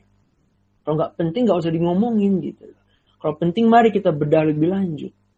Nah, so ada mentalitas seperti itu. Makanya kita bisa paham kenapa penjelasan-penjelasan saya tadi untuk menyikapi beberapa pertanyaan yang telah muncul. Itu kalau mau ditarik benang merahnya ya cuma ada satu itu. Ada kebutuhan untuk menjadi praktis. Ada kebutuhan untuk menjadi pragmatis. Gitu loh. Kalau sesuatu tidak berguna dalam hidup, secara praktis, tidak relevan. Gitu loh. Tidak relevan dia. Kira-kira seperti itu. Nah, kalau ada yang mau menambahkan pertanyaan, ya silakan. Sembari kita menunggu pertanyaan yang muncul, mungkin ada orang-orang yang tadi udah bertanya ingin memperjelas pertanyaannya lagi, menambah. Atau yang belum bertanya, boleh bertanya ya silakan. Sembari saya menunggu, ya saya akan menutup dengan menegaskan kembali. Jadi, sekali lagi, kita ngomong kesaling bergantungan minggu lalu, kita bicara tentang ketidakkekalan minggu ini. Minggu depan, atau minggu depannya lagi, kita akan bicara tentang kesadaran. Nanti setelah kesadaran kita rampungkan, kita akan bicara tentang etika. Nah, semua ini untuk apa? Semua ini untuk how to live your life, gitu loh. Aku nggak tahu apakah kita bisa live our life dengan dekonstruksi yang Derridean gitu ya. Tapi kalau dekonstruksi yang Buddhis, sebagaimana yang aku pahami, ya dia praktis. Dia tidak mengklaim dirinya yang paling benar, tapi dia praktis. Kalau dia praktis dalam dirimu, bagi hidupmu, maka dia paling benar menurut kamu, gitu loh. Ada kesaling bergantungan. So, apakah ini yang paling benar? Yang mengatakan demikian akan mensyaratkan bahwa Buddhism ajarannya secara esensial benar karena dia benar. Berarti dia akan mengkontradiksi dirinya sendiri. Nah, jadi nggak seperti itu. Kalau kita menyimak, kita merenungkan, dan kita rasa-rasa, oh ya, this is my way of life. Dan orang boleh jadi eksistensialis, orang boleh jadi nihilis, orang boleh jadi agnostik, orang boleh jadi apapun ya, anarkis misalnya. Itu kan semua agar dia bisa bahagia. Gak ada sebuah jalan hidup atau sebuah nilai ideal yang ditempuh karena kamu secara sengaja ingin kamu menderita gitu. Gak mungkin, tidak rasional. Itu bertentangan dengan kode genetika yang kamu bawa, yang kamu warisi dari keturunanmu gitu loh. Gen kamu tuh ingin kamu bahagia. So, which path gitu kan? Which way? Nah, Buddhisme dan filsafat India secara umum mengklaim mereka punya jalan ini. Tapi apakah mereka benar karena mereka benar? Nah, itu urusan lain. Kalau bisa dijawab pun, sekali lagi, nggak relevan gitu. Dia benar bagi kamu, ya dia benar bagi kamu. Dia bikin hidupmu lebih baik, dia bikin perhubunganmu dengan dunia eksternal lebih baik, jalinan hubunganmu dengan orang-orang sekitar, dengan dunia secara umum lebih baik, ya maka dia yang paling benar menurut kamu. Kalau jadi eksistensialis atau nihilis bikin kamu much better ya than your previous self misalnya, maka itu yang paling benar. Nah, jadi di sini ada pragmatisme yang ini ya, yang cukup kental gitu.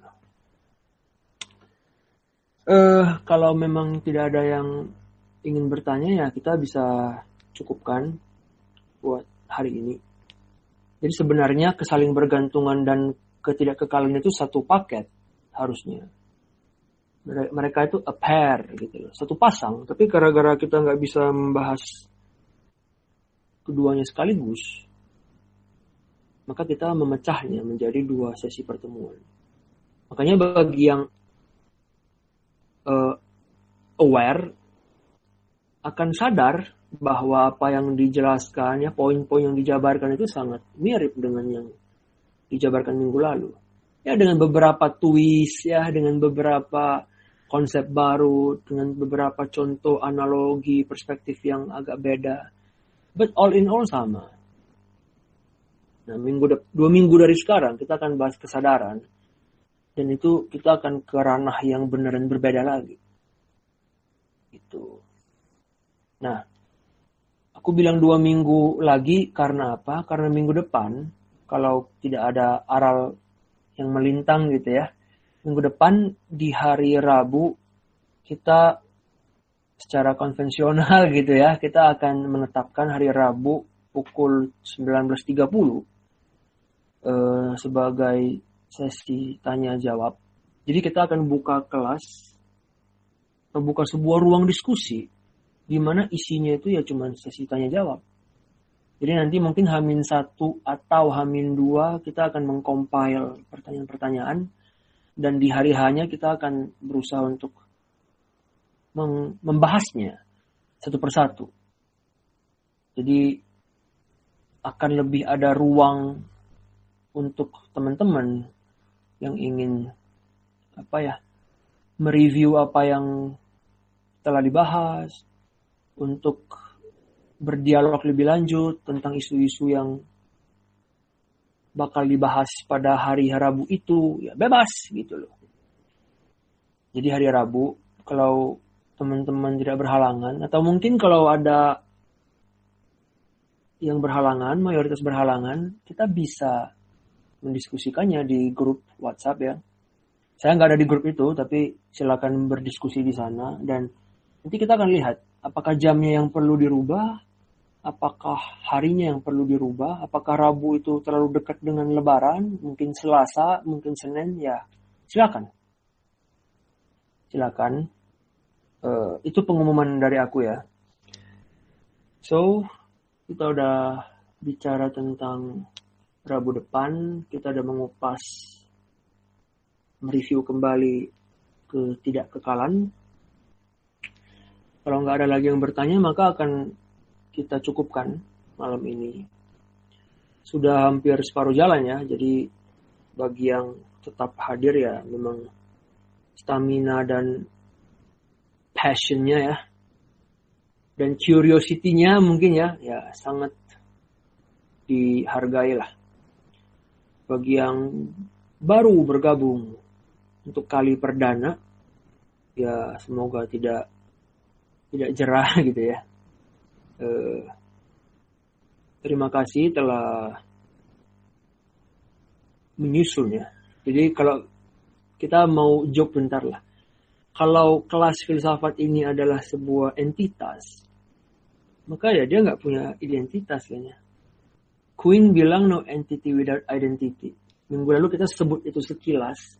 Kita membenarkannya sekilas. Minggu ini kita mau bilang no entity without constitution. Ada kelas ini ya karena ada yang constitute. Siapa ya? Ya teman-teman gitu loh. Ada saya, tapi kalau tidak ada teman-teman ya saya cuma jadi pantomim kan ya. Saya hanya monolog bisu ya. Kayak nyanyi sunyi seorang bisu kan ya. Itu kan kondisi yang sangat tragis gitu loh. Nah, tapi gara-gara ada teman-teman, ada saya, ada segala macam faktor, nah itu mengkonstitusi sesuatu yang kita dengan taken for granted-nya kita namai sebagai kelas filsafat India. Batch pertama, jilid kelima gitu loh. So ini baik. Nah, kalau tidak ada kaliannya, tidak ada entitas ini, maka ketika aku mengatakan terima kasih ya, percaya nggak percaya, ini terima kasih yang sincere gitu loh, terima kasih yang tulus, bukan terima kasih karena saya merasa harus berterima kasih secara formal gitu ya, semacam basa-basi gitu, enggak. Jadi sekali lagi terima kasih, kita semoga ini bisa memberikan manfaat, nggak tahu sekecil apapun tapi semoga ada manfaatnya. Kita akan ketemu lagi Rabu. Kalau tidak ada perubahan maka Rabu ya. Di tempat yang sama yaitu Google Meet dan di jam yang sama yaitu pukul 7.30 malam. Waktu saya ya, karena waktu teman-teman yang lain mungkin apalagi mahasiswa yang di Belanda kan masih siang kali ya. Jadi ini 7.30 waktu saya. Sorry, saya kayaknya beberapa minggu ini bikin kekeliruan yang sangat fatal gitu. Ketika saya bilang di jam yang sama 7.30, seolah-olah satu bumi ini punya jam yang sama ya, mengalami jam yang sama. Tapi ya ini bukti bahwa jam pun ternyata konvensi gitu. Saya mengasumsikannya dengan sangat tanpa pamrih. Kayak kekal sekali 7.30 malam itu di Bandung lagi kan, seolah-olah Bandung itu